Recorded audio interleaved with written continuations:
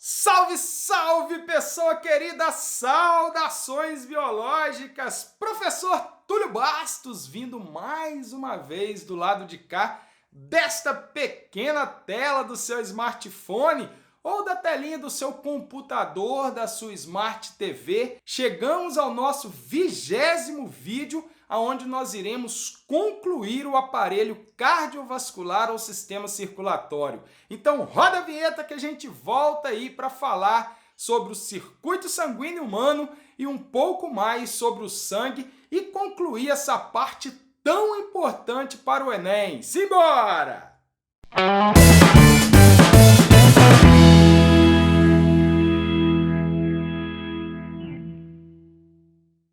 Vamos começar falando sobre o nosso circuito sanguíneo. Como nós já comentamos no vídeo 19, se você não assistiu o vídeo 19, é fundamental que você assista, não deixe de assistir esse vídeo. O sangue chega no coração através de veias e sai do coração através de artérias. Não se esqueça do seguinte, nem toda veia transporta sangue venoso, assim como nem toda artéria é responsável pelo transporte de sangue arterial. Nós veremos nesse vídeo que há exceções. Outra coisa que é importante para a gente entender o circuito sanguíneo humano é que a nossa circulação ela é dupla. Existem dois circuitos. Um circuito pulmão-coração, coração-pulmão e um circuito coração-corpo inteiro, coração. Ou melhor dizendo, tem um circuito que o sangue sai do coração e vai para o pulmão e retorna para o coração, bem como um circuito que ele sai do coração, vai para todas as regiões do corpo e depois retorna para o coração. Então vamos para os nossos macetes sobre o circuito sanguíneo humano. Primeiro macete, todo sangue que chega no coração chega por veias,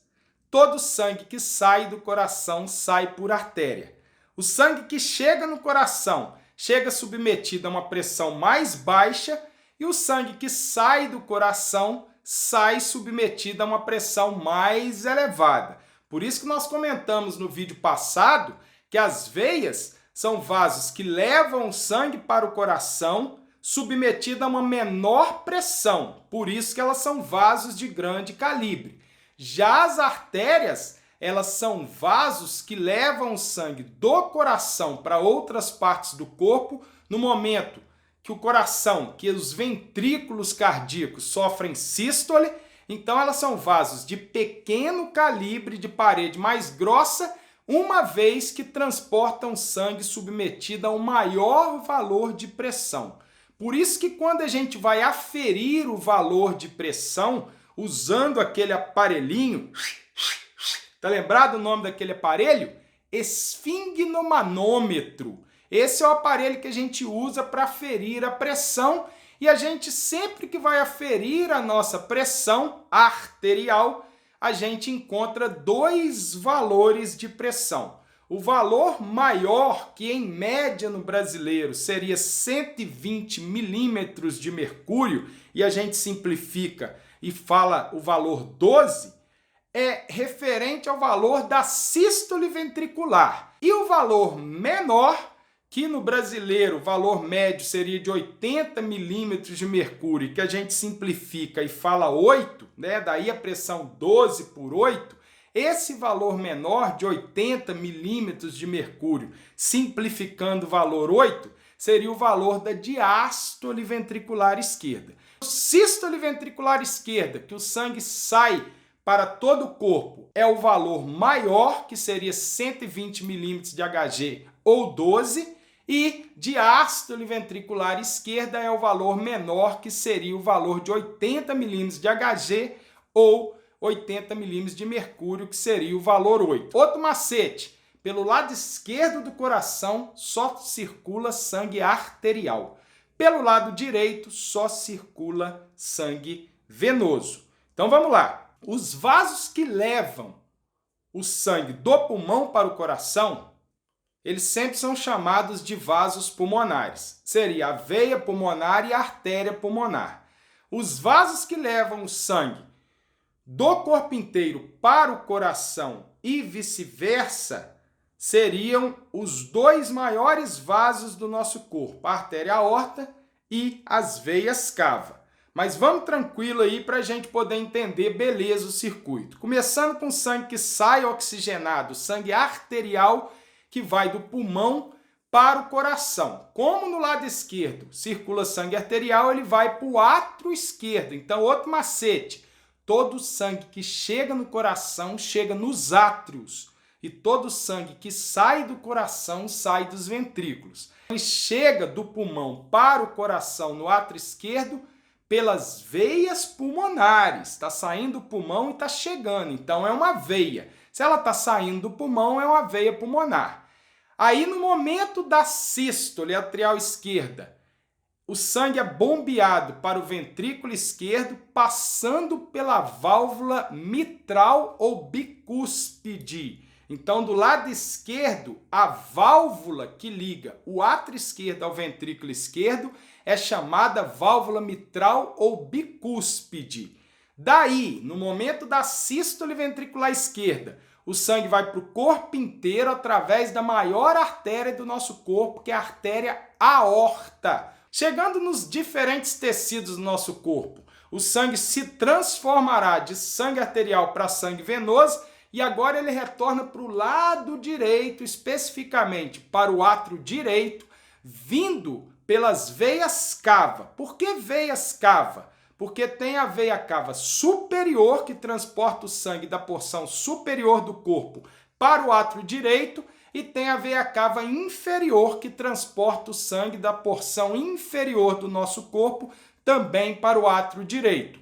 Depois, no momento da sístole atrial direita, o sangue é bombeado para o ventrículo direito, passando pela válvula tricúspide. Então, do lado esquerdo, a válvula é bicúspide ou mitral, e do lado direito é uma válvula tricúspide. Posteriormente, o sangue, no momento da sístole ventricular direita, ele é bombeado pela artéria pulmonar novamente para o pulmão. Se liga na dica.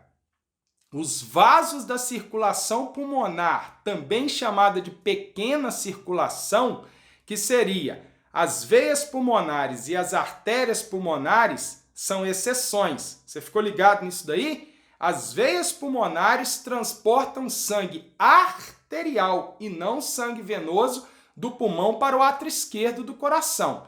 Já as artérias pulmonares transportam sangue venoso novamente para o pulmão, vindo do ventrículo direito do coração. Então, os vasos da pequena circulação ou circulação pulmonar, eles são exceções. A veia pulmonar transporta sangue arterial e a artéria pulmonar transporta sangue venoso. Com isso, a gente encerra a parte do nosso circuito sanguíneo e também explicamos um detalhe muito importante sobre a medição ou aferição da pressão arterial. Para encerrar o nosso vídeo, vamos falar um detalhe. As principais células do sangue são os glóbulos vermelhos, também chamadas de hemácias ou eritrócitos, os glóbulos brancos, também chamados de leucócitos, e as plaquetas, chamadas também de trombócitos. As plaquetas, na realidade, elas não são células, elas são fragmentos de uma célula gigante chamada de megacariócito. Qual a função da plaqueta? A principal função da plaqueta é a coagulação do sangue. Ela está relacionada à chamada cascata de coagulação. E qual o número médio de plaquetas no sangue humano em uma pessoa normal? Entre 250 mil e 450 mil plaquetas ou trombócitos por milímetro cúbico de sangue. Já as hemácias, glóbulos vermelhos ou eritrócitos, são as células mais numerosas do nosso sangue. Existe aí entre 5 milhões a 6 milhões e meio, uma pequena variação entre os sexos, tem um pouco menos na mulher e um pouco mais no homem. Então há entre 5 e 6 milhões a 6 milhões e meio de hemácias por milímetro cúbico de sangue. E qual a função dessas células? Elas são responsáveis pelo transporte de gases. Elas transportam a maior parte do oxigênio pelo sangue e também uma pequena parte do gás carbônico. E os leucócitos? Os leucócitos, ou glóbulos brancos, são células de defesas, faz parte do nosso sistema imunitário ou imunológico. As principais células chamadas de leucócitos ou glóbulos brancos são os neutrófilos, os eosinófilos, os basófilos, os monócitos e os linfócitos. Importante lembrar que os linfócitos são as principais células do nosso corpo responsáveis pela produção de anticorpos. E qual o número de leucócitos que nós temos no sangue humano? Nós temos entre 6 a 8 mil leucócitos por milímetro cúbico de sangue. Ou seja, para cada leucócito que nós temos no nosso sangue, nós vamos ter cerca de 1000 hemácias.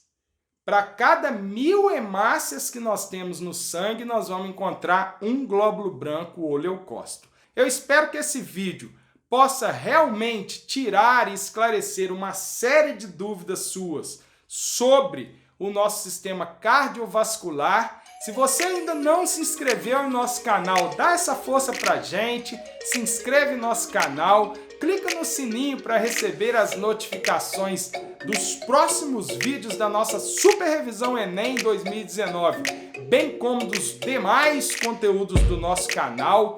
Compartilhe o nosso conteúdo com seus colegas, siga-nos nas redes sociais, Instagram, Facebook. E não se esqueça de deixar o seu valioso like, o seu valioso joinha.